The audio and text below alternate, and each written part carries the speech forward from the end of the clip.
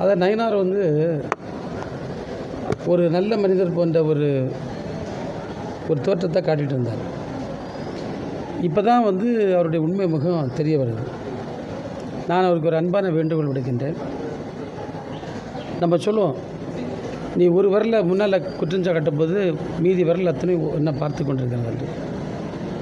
பிஜேபிக்கும் சட்டம் ஒழுங்குக்கும் பேச ஏதாவது உரிமை இருக்குது. இன்றைக்கு வட இந்தியாவில் சட்ட ஒழுங்கு எவ்வளவு சீரழித்து சின்னாபின்னமாக இருக்கிறாங்க.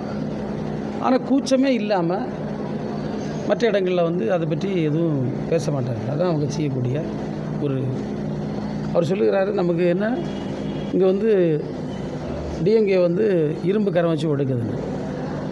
சரி, திமுக வந்து சட்டம் ஒழுங்கை சீர்குலைப்பவர்களை இரும்பு கரத்தால் ஒடுக்குகிறது என்பது உண்மைதான். மக்களை பாதுகாக்க அப்படி தான் இருக்கணும் ஒரு அரசு. ஆனால் உங்களை மாதிரி இடி, ஐடி, சிபிஐன்னு எதிர்கட்சிகளை பழிவாங்கி மட்டும் அரசு இயந்திரங்களை பயன்படுத்துகின்ற தவறான செயலை இந்த அரசு செய்யவில்லை என்பது அவருக்கும் தெரியும், எல்லாருக்கும் தெரியும்.